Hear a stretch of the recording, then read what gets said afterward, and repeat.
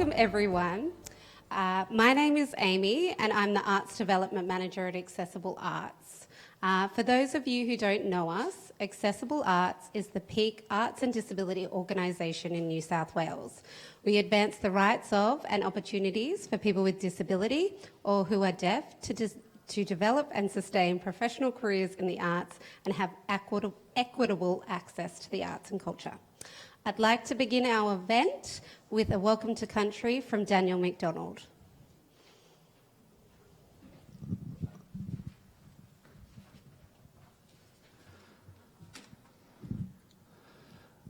Oh, I don't know if I need to use this microphone. I'm not using my voice. I'm just going to put that down. So, my name is Daniel McDonald. I'm a proud Aboriginal deaf man. My mob comes from Wonnarua land on northwestern Hunter Valley. I have short, dark hair, brown eyes, and fair skin. My glasses have a blue frame, and I'm wearing a hearing aid. I'm also wearing a blue stripy shirt and blue jeans. I'm an artist. I work for the First Peoples Disability Network in Sydney. I'm also a member of the Sydney City Council Inclusion Disability Advisory Panel. I'm here today as a representative for the Sydney Metropolitan Local Aboriginal Land Council, and I'm here to welcome you to Gadigal country. Woolloomooloo is on the lands of the Gadigal people of the Eora Nation. I pay my respects to all Aboriginal elders, past and present, and I respectfully acknowledge any Aboriginal and Torres Strait Islander people, brothers and sisters here today. Doesn't matter which Aboriginal nation you come from, whether you are Indigenous or non-Indigenous, we're all still brothers and sisters.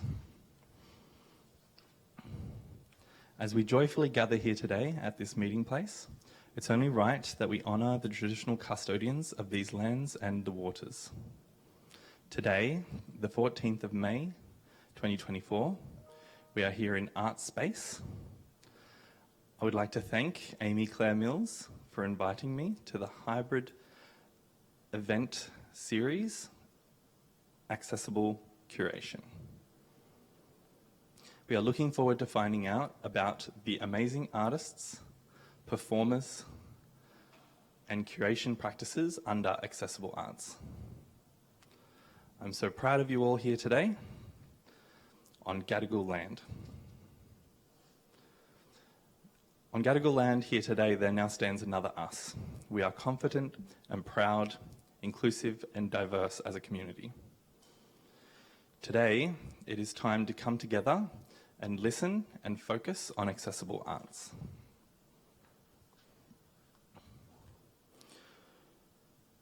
Reaching people with disability and potential, remembering the past with respect, acknowledgement and love in the present, and with inclusion, understanding and hope for the future. The time is now. You can see my lovely artwork behind. I would like to tell you the story of this video, my artwork called The Time Is Now. Nobody knows what the time is now. So much to do, you think you can't cope. Always somewhere to go and someone to see. You juggle things around in your mind, all the things that you must do. Your mind can find the way to go. Sit down and think of your power. The time is now. Thank you very much. Thank you as well to the interpreter. Thank you, panel. Thanks, Daniel, for that warm welcome to country and marking the official start of today's panel discussion. We're thrilled to be here today at Art Space, this fantastic revamped exhibition space which opened its doors again in December. It seemed only natural to partner with Art Space for this occasion, especially as our topic of today is about accessible curation. I would like to also say our hybrid series is made possible through the support of City of Sydney and Create New South Wales. I'm pleased to introduce Michelle Newton, the Deputy Director of Artspace, for an opening statement.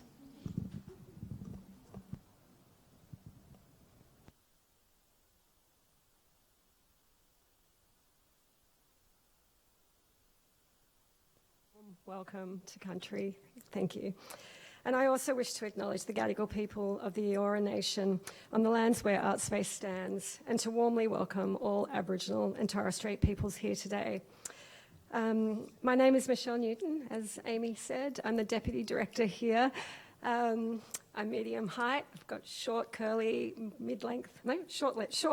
hair, brown hair. I'm wearing a white singlet today, and I'm really grateful to be invited to welcome you all.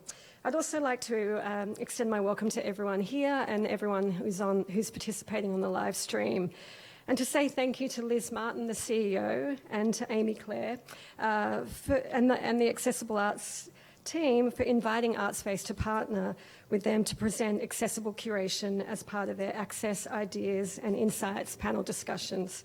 It's wonderful to have everyone here in our new multi-purpose space. As Amy said, we reopened to the public last year on the 15th of December after being closed for 2.5 years for a major refurbishment of this building. And a key part of the kind of changes to this building was really thinking about universal access, which means that people can move throughout the building in its entirety. This is something new to Artspace. It never existed before, but now this major structural change to the building means that we can really think about what accessibility and inclusion looks like. But we also acknowledge there's still a lot of work to undertake. There's a lot of learnings for the organisation in terms of our programming and our operations. And we've had many people feedback in the short time that we've been reopened, and we're really kind of listening and taking on board all those little sort of slight tweaks that we can make that will actually, have a kind of larger effect in terms of incremental change in what we do. So with this in mind, I'll hand back to Amy and to the panel, and we look forward to hearing more from each of the speakers about their curatorial practices and how they've embedded accessibility into their methodologies across exhibitions and public programs, and importantly, audience development strategies too. So thank you and welcome.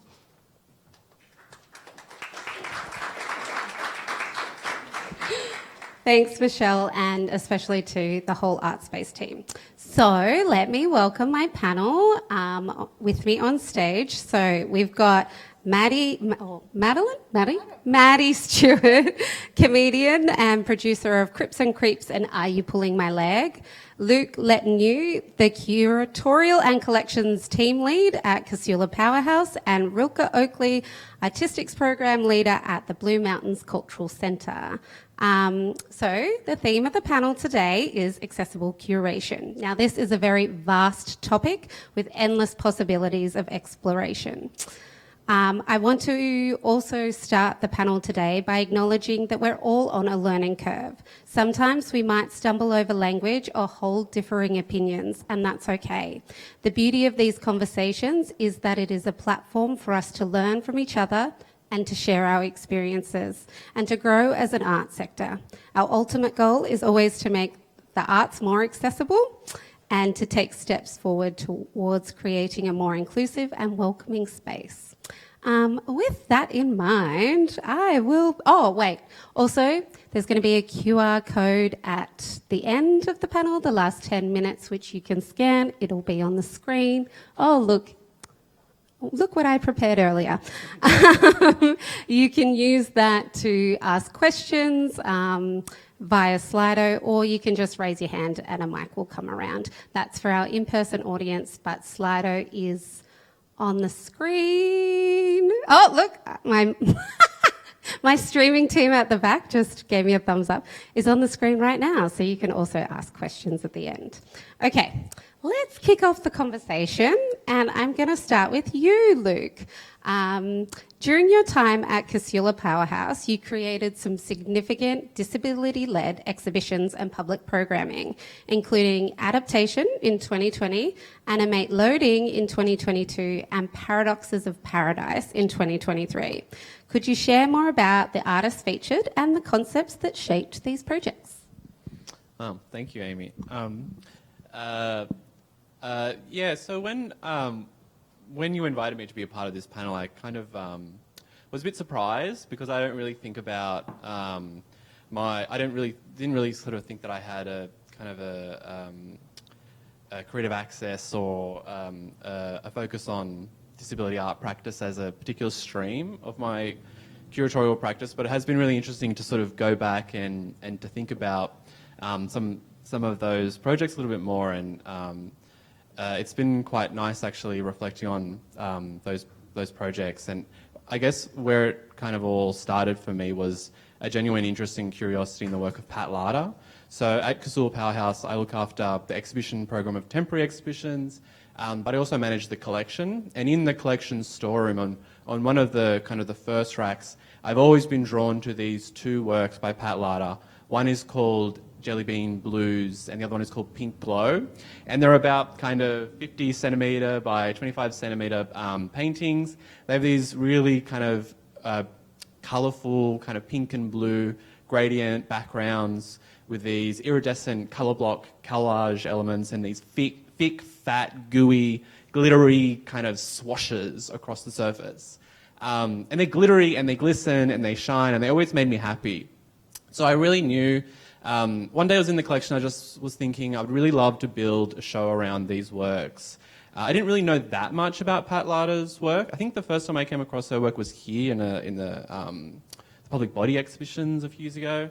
And in my research, I came to understand that those works came into our collection through an exhibition that Joanna Mendelsohn had curated in the early 2000s called Larder Family Values. So the exhibition surveyed both Pat and Richard Larder's life and career. Richard also being a really significant artist, one of Australia's, I guess, most important pop artists. And so the exhibition looked at their life and their career. And through that process, I came to understand that these two works of Pat's were actually from the later part of her life, and were the consequence of an adaptation. So she had a chronic knee pain that she was dealing with all her life, but as she was getting a lot older, it was getting a lot more difficult for her to manage just the simple standing and painting and preparing canvases and doing that kind of the hard labour on that side of the painting process. So she knew that she needed to find a new way to work. She was really interested in finding a way to work where she could sit down and work on a flat surface. And this also coincided with her moving to Roos. So this was, I think, like the 80s, and at that time, Roos didn't have a contemporary art scene. There was no contemporary art supplies stores. She only had these fun craft stores, which is where she found this kind of gooey, glittery material. And this gooey, glittery material could only be applied on a flat surface. And I think this was a bit of a eureka moment for Pat, because it meant that she could work in a way that was better suited to her body and her body's needs. But through that process of adapting to the body's needs, she opened herself up to a new kind of material, a new way of working. And I found that to be a really inspiring process, because it's a process about contemporary art, you know. It's material, it's process, kind of coming together to create a new concept. And so through this research, I found this to be quite beautiful, because I knew there were other artists who were doing a similar thing, where they were thinking about their body and listening to their body through a process of making work, and needing to adapt the process of making work to better suit the needs of their body. And the first point for me was Louise Zhang, who was an artist who I have a long professional working relationship with. And I know that this is not something that she was including a lot in like artist statements or anything, but naturally she was jumping between painting and digital painting, because she also has sort of a chronic pain in her wrists, which obviously makes painting a difficult process to maintain. And so she was naturally jumping between the two processes. And the painting practice was informing the digital art practice, and the digital art practice was informing the painting practice. And so between Pat Larder and Louise Zhang, I knew that there was an interesting kind of collection of artists that we could bring together around this sort of process of listening to the body, caring for the body, and allowing innovations in your art practice to occur when you're kind of respecting your body. And I think this is an interesting project for me as well, because it speaks to the idea that the body is not a static thing. All of our bodies will age and change and evolve, and that what the artists were doing is just something that we all have to do in different ways in our lives. So it's a project, really. It's a contemporary art project that is interested in process and the evolution of practice. And then it just sort of naturally included artists with disability because it was the easiest way to tell that particular story. So yeah, I guess that's How it started. how it started. Yeah. I mean, adaptation is an interesting through line, and my next question is to Rilke. So last year, Rilke, you curated the exhibition Sensorial at the Blue Mountains Cultural Centre, offering visitors an immersive experience and engaging multi-senses. Traditional gallery settings often limit audience engagement to the visual, yet our daily lives, we utilise all our senses. So could you tell us about the significance of this exhibition and how such approaches enrich audience experiences? Sure, thank you. So the starting point for Sensorial was myself wanting to touch work whenever I go to a gallery. And as a gallery professional, I know I'm not allowed to do that, but I still want to.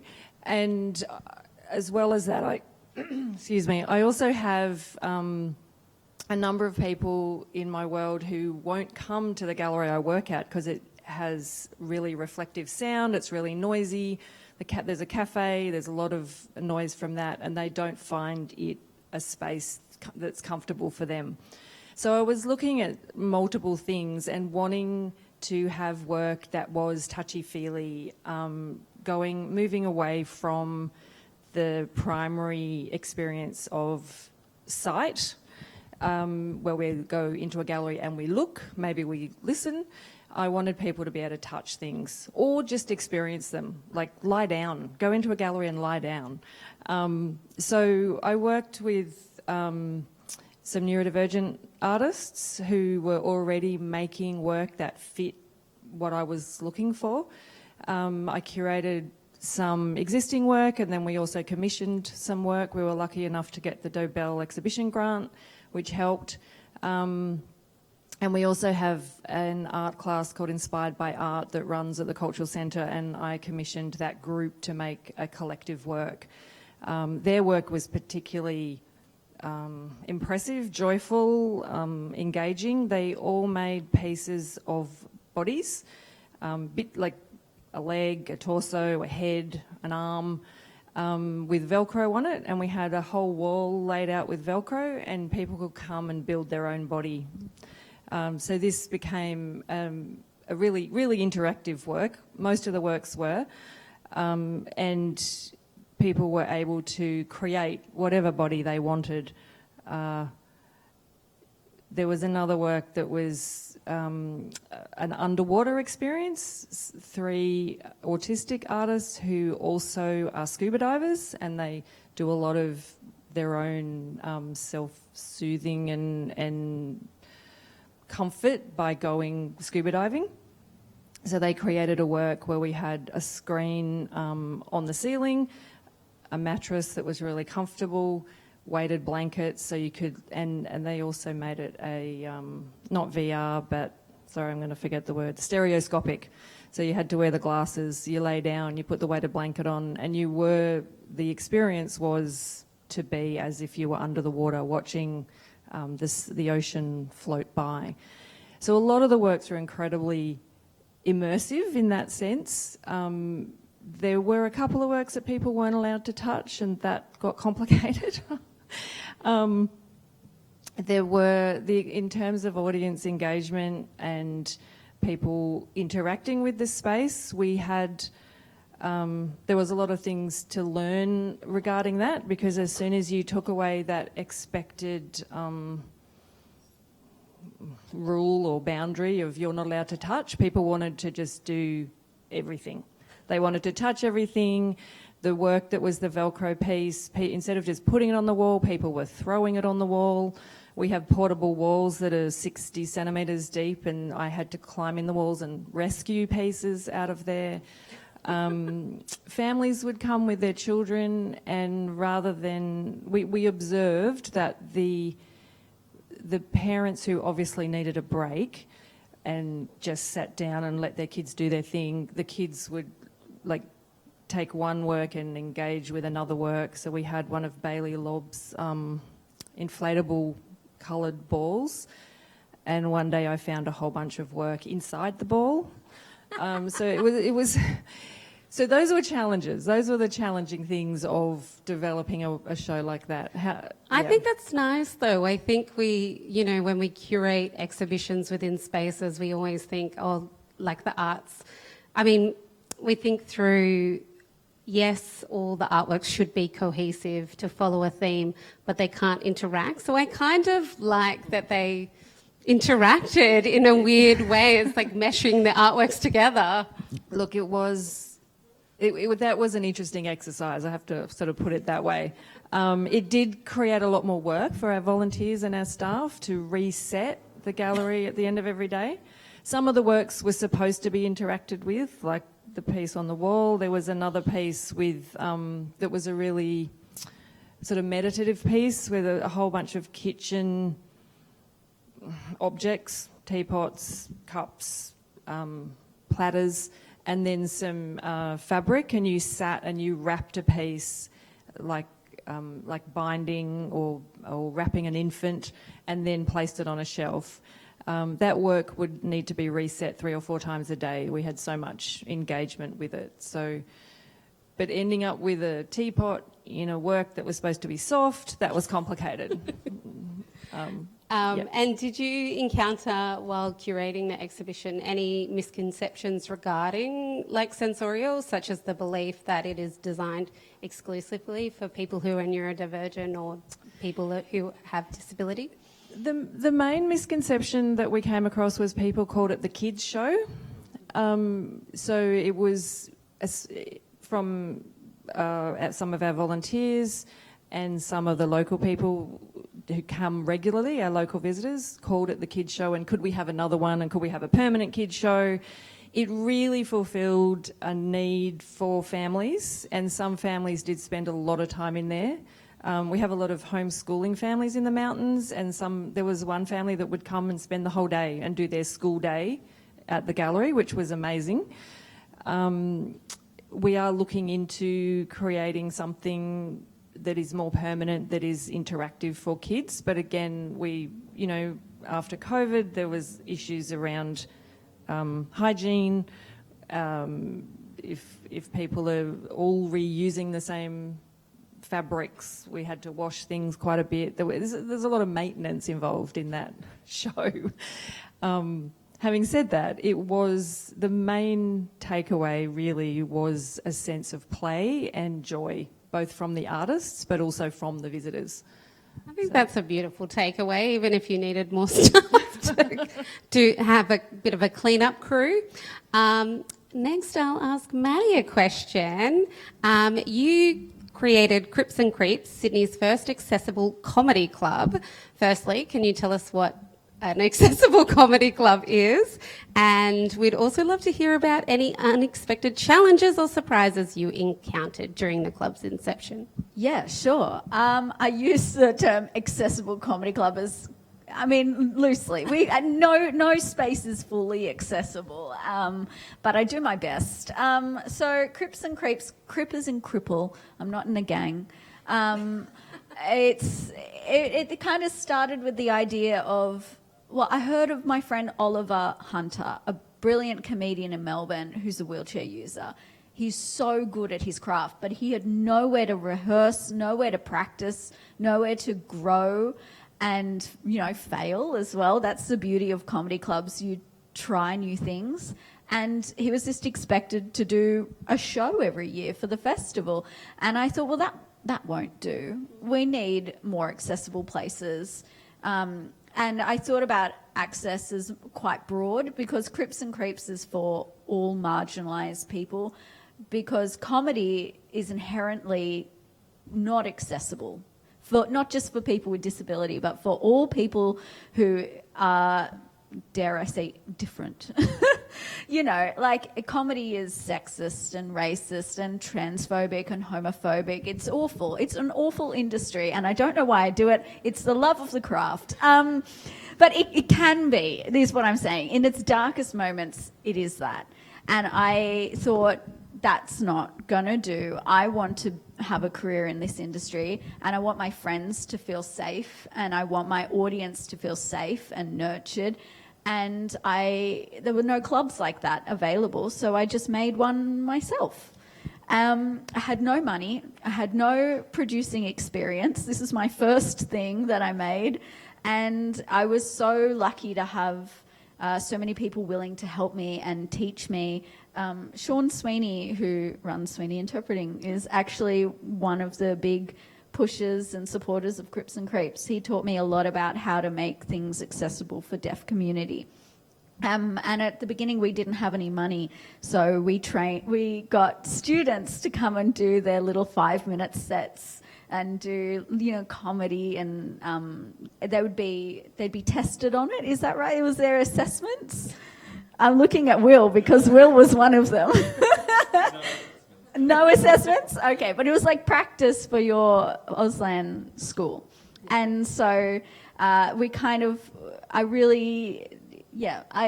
don't know what else to say. That's how I made it accessible. That was the answer to your first question. Yes. Accessibility is around one, accessible venue, Yes. and two, kind of slowly growing community. Yeah. Trying this access out, and then slowly developing and introducing more and more as we go along. Yes. And I hear that it might be touring now. Look, little it's touring. promo. I'm going to do a selfless plug right now. But wait. Let me ask my question. Oh, yeah, sorry. I hear that it might be touring now.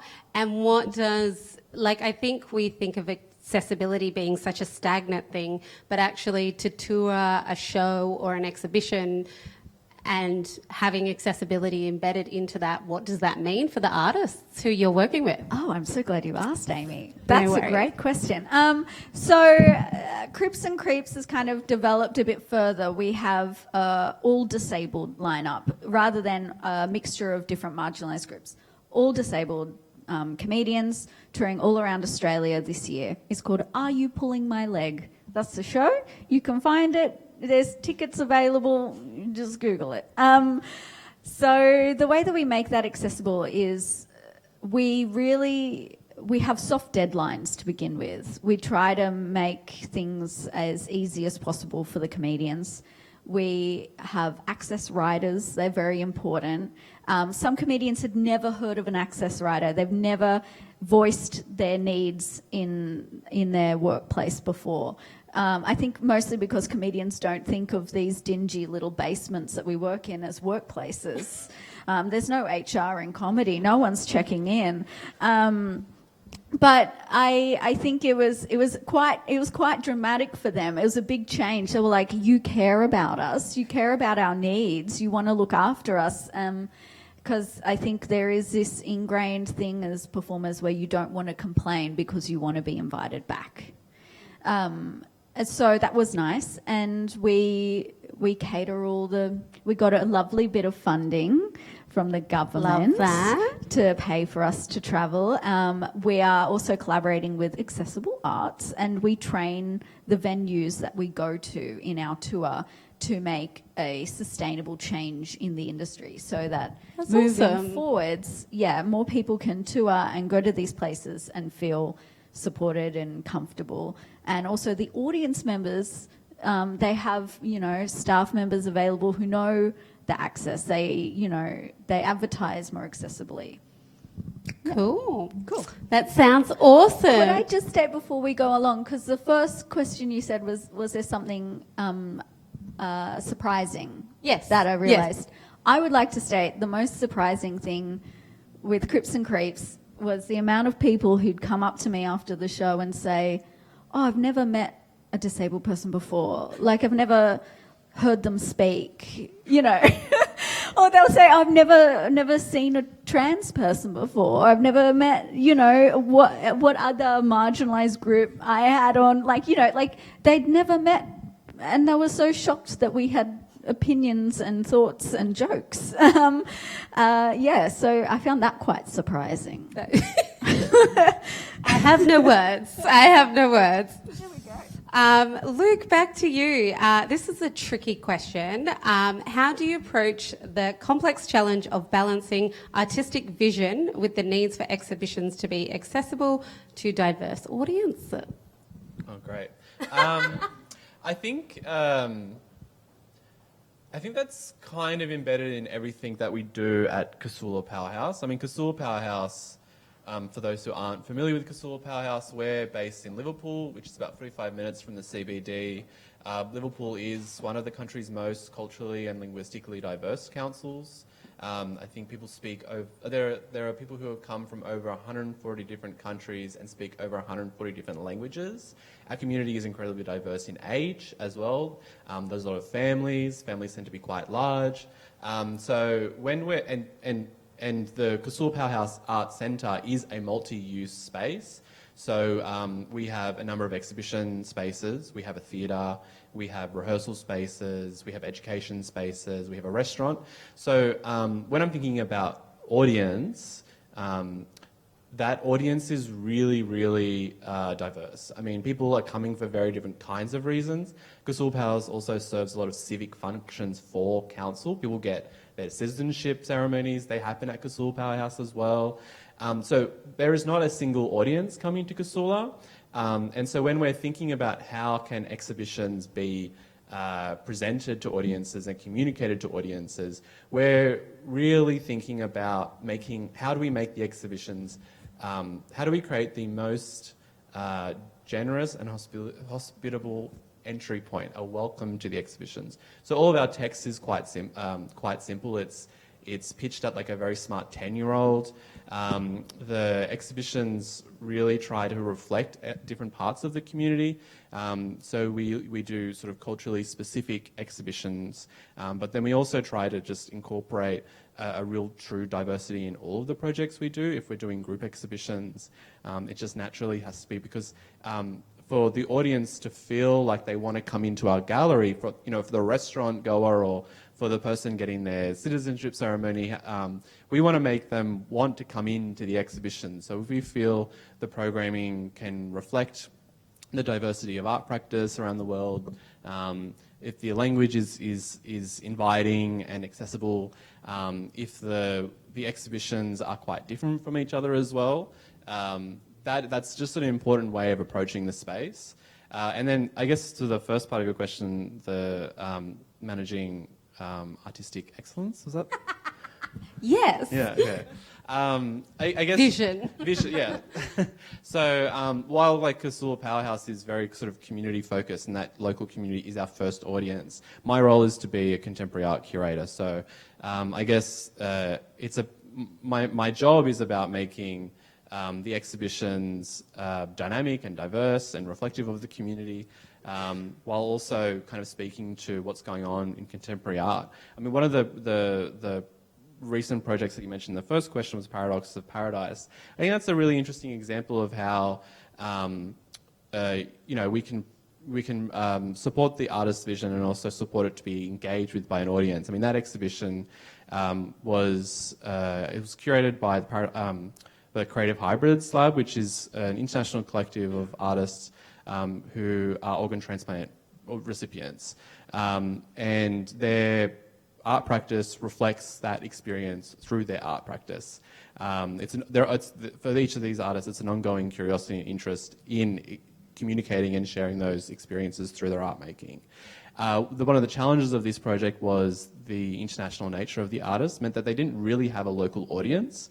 And so a way of trying to support, those artists to be experienced with our local audience was to incorporate local creatives in the development of a lot of those works. So we paired an artist with Curious Works, which was a resident company at Casula Powerhouse who supported filmmaking practices. So one of the artists was supported through the filmmaking editing and recording process through a collaboration. We also brought in Harmony in C, which was a local choir, to perform at the opening event. And we also incorporated sort of, I call them like talking and busy hands and talking workshops, where they're kind of crafting workshops where, you know, it's weaving and threading and needlepoint, these kind of repetitive actions where, you know, as an audience or a participant, they require, you can put a lot of attention into it, but you can also do it without putting that much attention into it. So it opens you up to talking if you want to talk and sharing. But then if you don't want to talk to anyone, you can be like, oh, well, I'm really focusing on my needlepoint here. I don't need to talk to anyone. But those sorts of workshops just make the space hospitable and welcoming. And I think that is really one of the greatest challenges and exciting elements of Kusula. How do you make, you know, very different kinds of audiences come together and want to engage with contemporary art?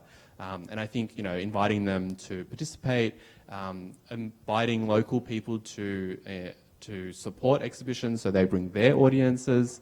But then also one of the things that we did with Paradoxes of Paradise was trying to put the art in the community. So one of the artists in the exhibition, Dylan Mortimer, was coming from the States. You know, one of the simple realities, transporting work internationally is very expensive. So we got the work to Sydney, which was wonderful. And Dylan was very generous in wanting to donate 4 of his works into the local hospital. So Liverpool Hospital does organ and tissue extraction. And they have offices where they have some of the really difficult, complicated meetings with people to talk about that, you know, what happens to the organs and tissues. We have a relationship with the hospital, and the hospital took 4 of those works, and they're now on display in one of the waiting rooms. So, you know, those people who are in those waiting rooms having, you know, not a very great experience will be surrounded by Dylan's work. And if you don't know Dylan's work, he loves glitter. And he loves like graphic glitter. shapes. Loves glitter. So it's work that will make you, you know, smile, or it's a joyful work. It's a very spiritual work. It's very tender and beautiful work, and it's just like a really beautiful project and way of sort of supporting audiences to engage with really complex work. I mean, that exhibition had, you know, glitter and spectacle, but it also had really minimal works. It was flashy and inviting, but then also thoughtful and considered. And for an audience at Kusula, I think it's always important to have layers of engagement. There is the, you know, the simple, most shallow form of engagement. There's an opportunity to engage deeper and then deeper and then deeper. Paradox of Paradise was a great exhibition for that. But it's the challenge of the job as well. I mean, organ donation, such a heavy topic, and you can say it and people can be like, oh yes, I support that, but then there is these complex layers around organ donation. So it's nice that the exhibition had that and had those conversations. My next question is back to you, Rilke. So Sensorial brought together neurodivergent artists and collectives from across Australia and New Zealand. This kind of plays off of Luke's kind of response and question there, but how did you go about selecting the artists for the exhibition, and did this process shape the exhibition evolution?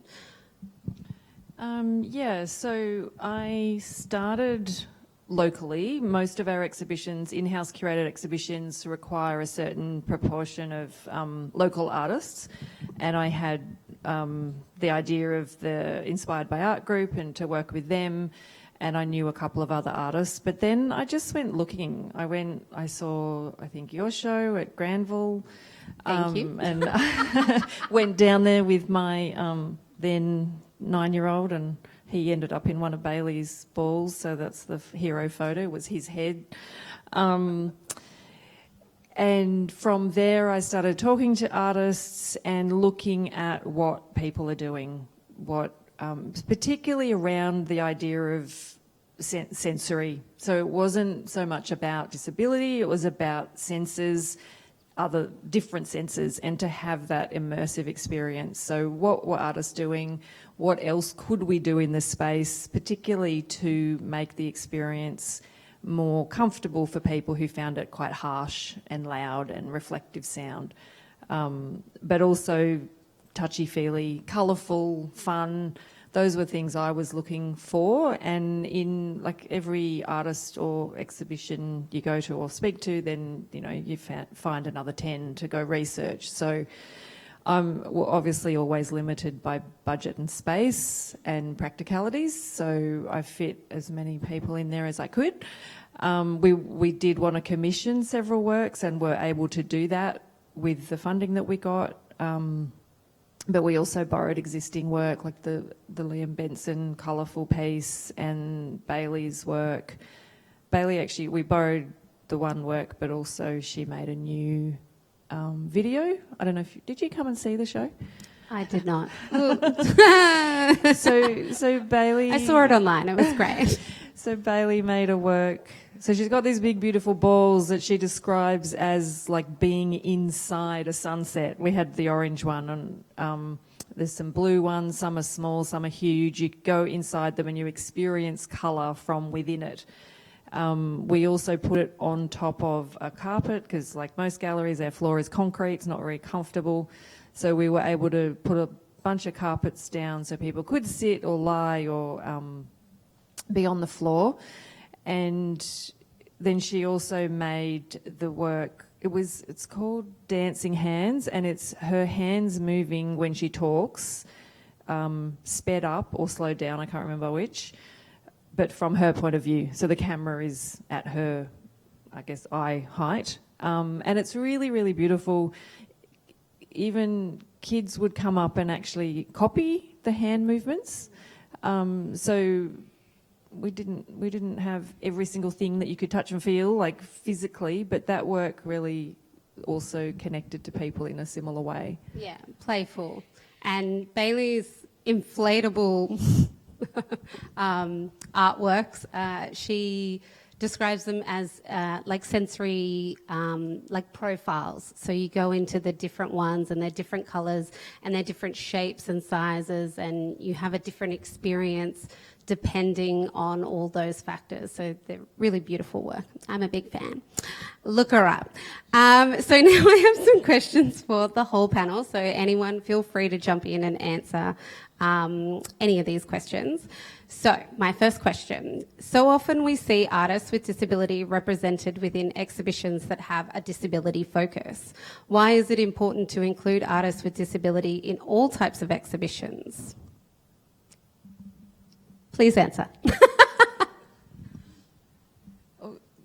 Just going on from what I was saying, from my point of view, I start with a theme, an idea, something that's generally come out of the recent conversations around contemporary art, and then I look for artists who illustrate that. So obviously including a range of different artists is important, but also I'm always looking for those who are pushing boundaries, pushing the current dialogue, and that at the moment really does seem to be in that space, in the disability space. Yeah. Yeah, I think it just comes, for me, it's comes back to my sort of general approach to curating exhibitions, especially group exhibitions, and ensuring that, you know, we're not perpetuating sort of pre-existing art narratives. We're trying to add layers or add depth, add more voices to the conversation, and especially in kind of my own experience developing exhibitions around the body and bodies and space, it just organically occurs that artists with disability play a role in that experience and exploring those ideas in their practice. Cool. Ads? Oh my goodness, what a question. Is it about, what was your question again? So often we see artists with disability only represented in shows about disability experience. Yeah. And why is it important to curate artists in all exhibitions? Well, that's silly, isn't it? Because we're all humans, isn't it? Aren't we all living in like a human experience? And we're so intersectional, and there's like we overlap so much. Like So, I mean, what do they say? 20% of Australians with 20. disability? Yeah. I mean, I call bullshit. I reckon it's more, and people are in denial. I think there's so much intersectionality that it would be silly not to just blend a whole heap of different humans. As long as the artists are supported and you're looked after, I think that's what matters. It doesn't matter if you're in an all-disabled lineup or an all-disabled exhibition. If you're looked after, it's a good job. Very true. Okay, so now let's zoom out and look at the bigger picture. The future of art. We're witnessing a cultural shift in how we create, exhibit and interact with art, as we've seen from Sensorial and other exhibitions. Even in access, we're seeing more artists and curators embrace creative access. So what is the benefit of this change for audiences and artists? Shall I jump in? Great. I was just going to say, I love inbuilt access. I think it makes the show more exciting. If we're thinking about performative elements, the shows that I've written, like from my experience as a comedian, shows that I've written with an Auslan interpreter are often far better for deaf community and are more enjoyable. And it's a challenge for me. It's exciting, isn't it? Like, you have these brand new tools and materials to play with. If you think of access as, you know, your paint or your material, it's just like another element to play with. And it can be really exciting. And it can also be really, really lovely and enjoyed by more people than you'd expect it to. When I was working for Sydney Fringe and we created Limitless, which is an accessible hub, we had a lot of accessibility built in. We had a sensory space as well, and the amount of people who didn't identify as disabled just loving and thriving in that sensory space and realizing that they actually need that in their life. You know, you start to question, oh, maybe this accessibility thing is not just for people with disability. It can help me in my daily life, you know. I think it's great to build in accessibility for many, many reasons and benefits many people. Yeah, and thinking about it as, I mean, we talk about at Accessible Arts, creative access, which is thinking about access as an artistic methodology. It's going beyond just adding it on to a like existing work. It is embedding it from the start and thinking about that as, yeah, creative. And it can add to the show. Like if we think about Back to Back and how they interacted with captions in their show Shadow, I believe, and they had captions going along the top, and they were like, no, we only have captions because we're disabled and you think we need captions. And it was a really funny moment is what I'm saying. And, you know, access can be, more than just a tool for, you know, people with disability. It can be really exciting and fun. I'm preaching to the choir, aren't I? Can I just jump in there regarding access, the experience of Sensorial, and how in the neurodivergent visitors that we had, some of them wanted to be really loud and some of them needed quiet. And so I became very aware that I wasn't going to be able to provide the perfect space for everybody at the one time. So I think that's a really important conversation for galleries and curators to think about, that everyone's access needs are different. And I know from my participating with Accessible Arts that obviously if you make things more accessible, then that works for more people. What we did was let our community know when the most quiet times of the gallery were naturally, which was once the cafe shut. So from 3:30 or 4 in the afternoon, it was generally quieter. So people who didn't want to be around crowds or noisy people could come then.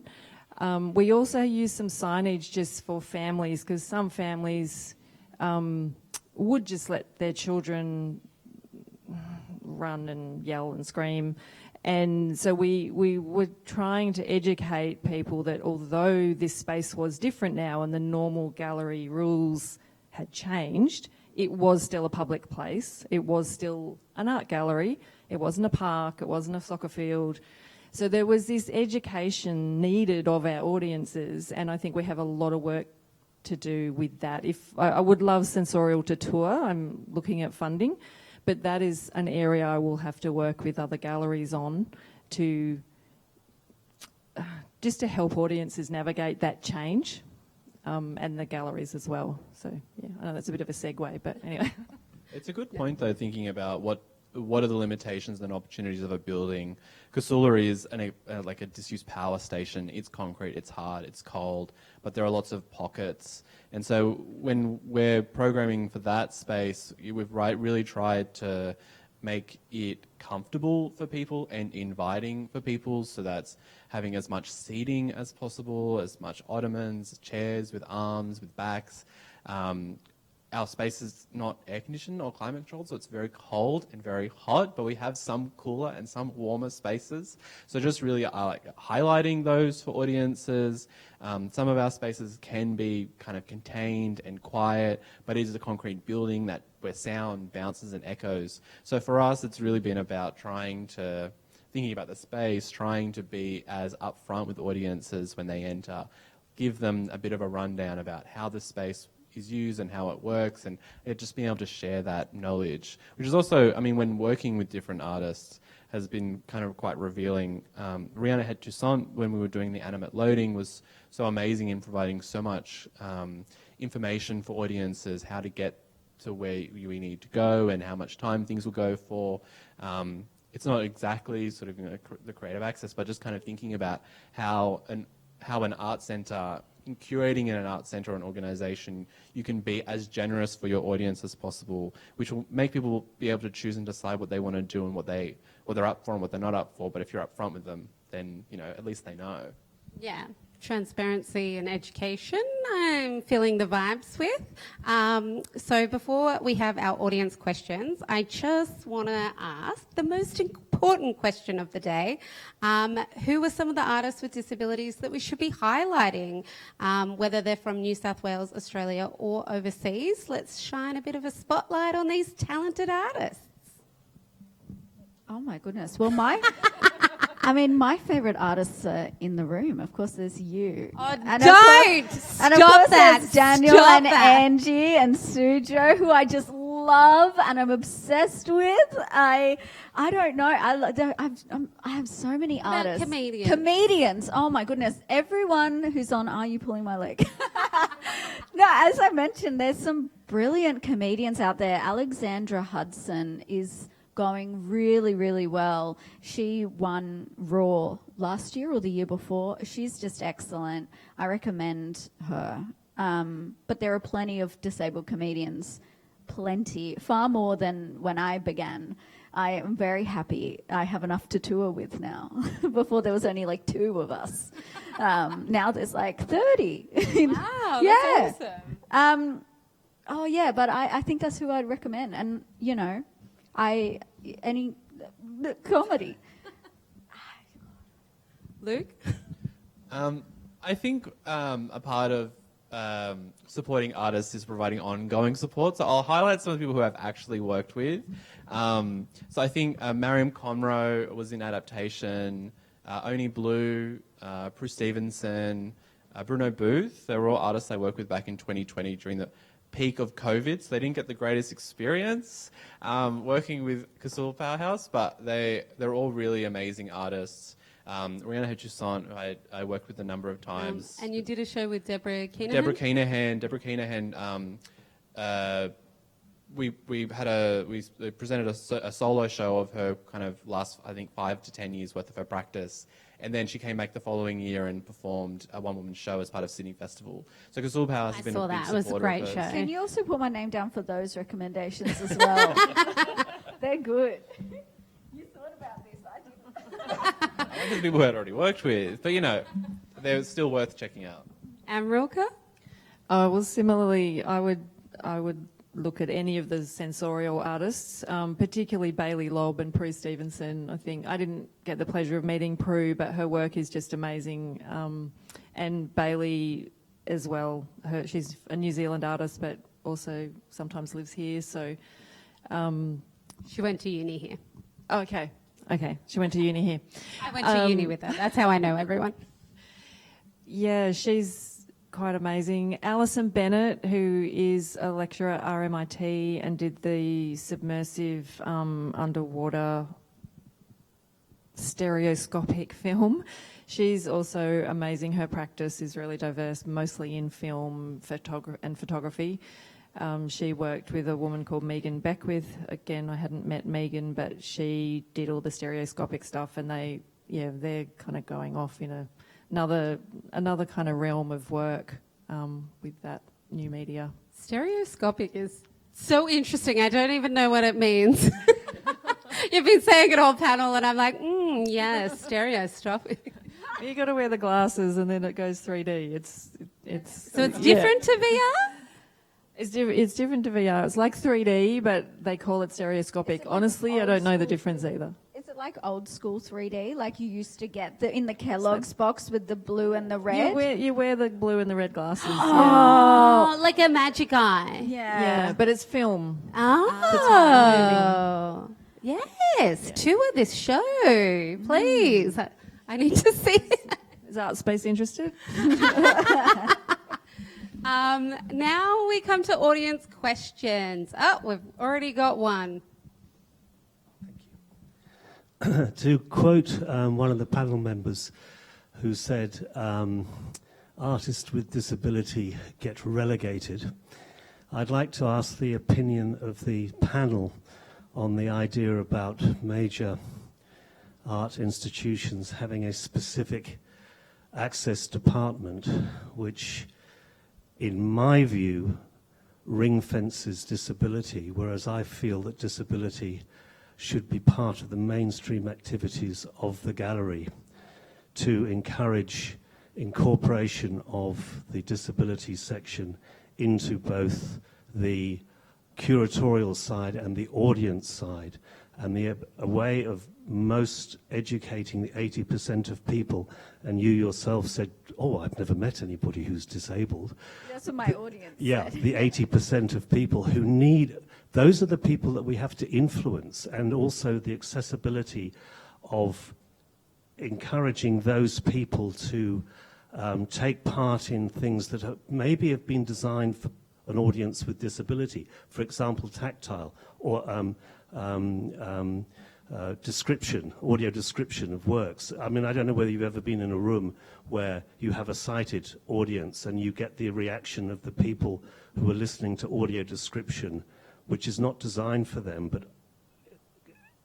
suddenly makes accessible some of the things that they really need to understand to change the complete inequity of the disability section. And if I may say so, accessible curation should be very much part of the mainstream, not separated out into the disability sector. Your views, please. I was like, is there a question? I guess I agree. Yes, we should be doing more, including more. And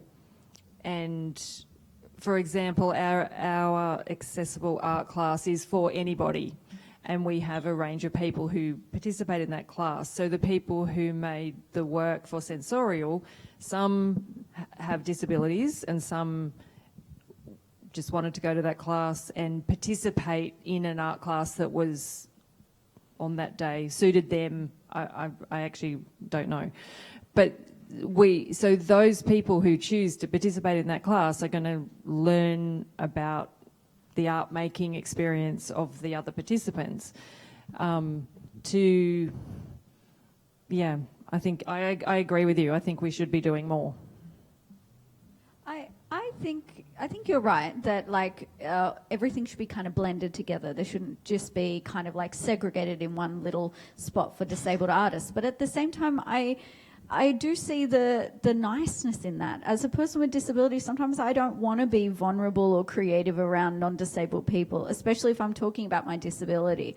So sometimes there is a place and a time to have those little moments as a community that we can get together, just us, and feel heard and understood amongst each other. But it shouldn't be the only thing on offer. You're right. There should definitely be, like, we should be part of everything, as I said, human experience. But yeah, I think there is an importance of having some events that are strictly for people with disability. Yeah. What a politician answer. Yes and no, both. Do we have an online question or another audience question? Do we have any online questions? Okay, what about an in-person question? Anyone got any other questions? Oh, wow, we've got a very silent audience. I have a question. If no one else wants to ask a question. Often organisations like ArtSpace is an example of this. We lead with our program, exhibitions, public programs, etc. And you talked about slowing down, as like one of these kind of methods to enable artists with disabilities to participate in programs. My question is really kind of more about the back of house. Like, do you think that the back of house culture needs to be almost indivisible or aligned with that kind of practice of what we're leading with front of house? It's almost like a self-evident answer, really, but I'm kind of thinking, because we do have to, it does take time to change our organisational practice. So how critical or crucial is that kind of allowance in the back of house, to make change for the slowing down for the front of house activities or the more public-facing activities? Could I answer this?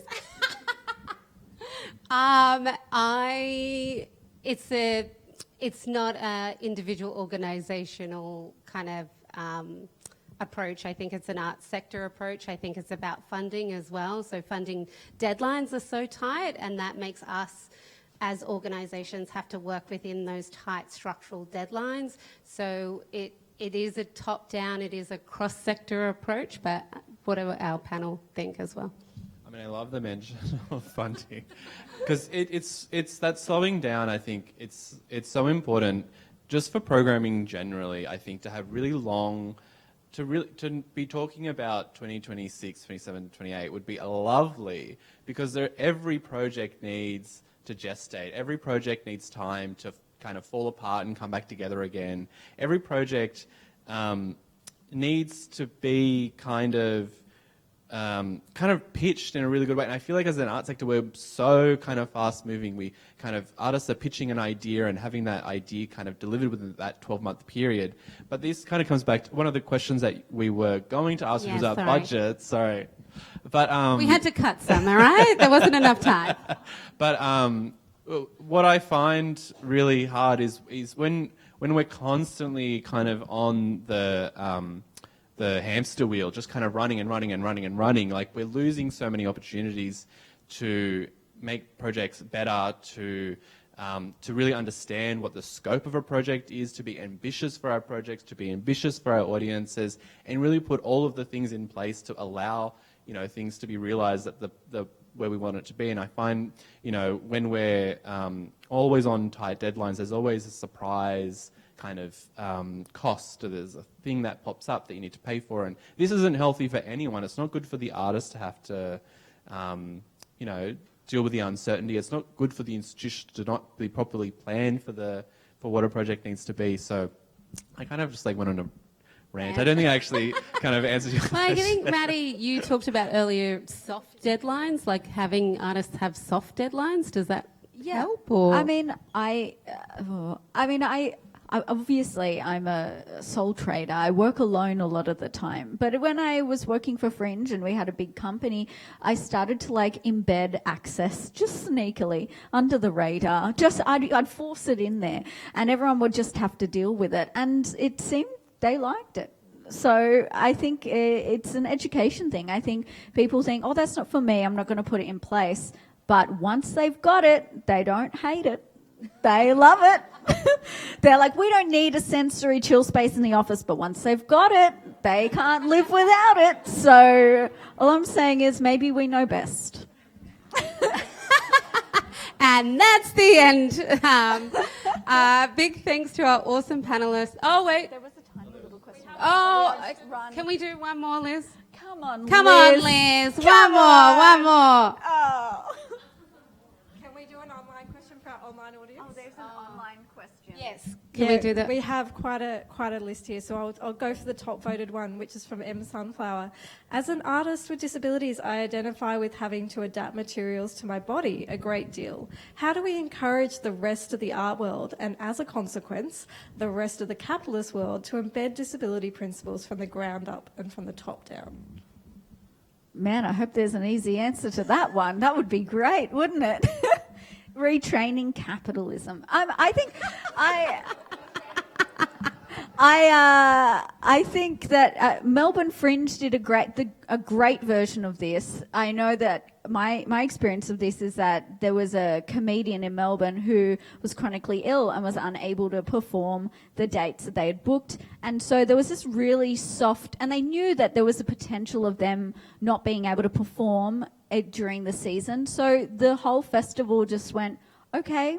And they were just like, they knew when you purchase tickets that it could be malleable. It's like, this may happen, it may not, we'll let you know on the day. And that's just how they sold the tickets for that show, because it was the need of the artist. And without the artist, there's no show. So transparency. Yeah, transparency. They build it in really early on. It's like the sharing. We talk about how sharing of information is important for disabled audience. It's important for non-disabled audience. We need to organise our lives. It's great to have extra information. So yeah, to have that built in, it worked for her. And I was just going to add consultation. We consulting with the people involved, the people who are going to be affected by that show. So working with Accessible Arts, getting the information to make those changes is, for organisations, is really helpful. Yeah, I think that also leads to your question as well, Michelle, like consultation as well with the artists you're working with. Okay, there we go. We're cutting it off. Sorry, everyone, with all your questions.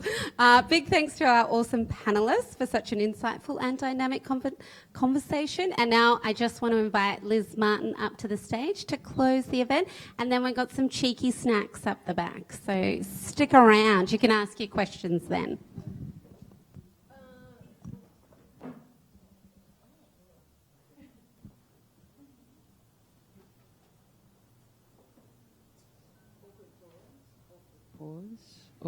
Awkward pause. Would you like to join me in thanking the panel?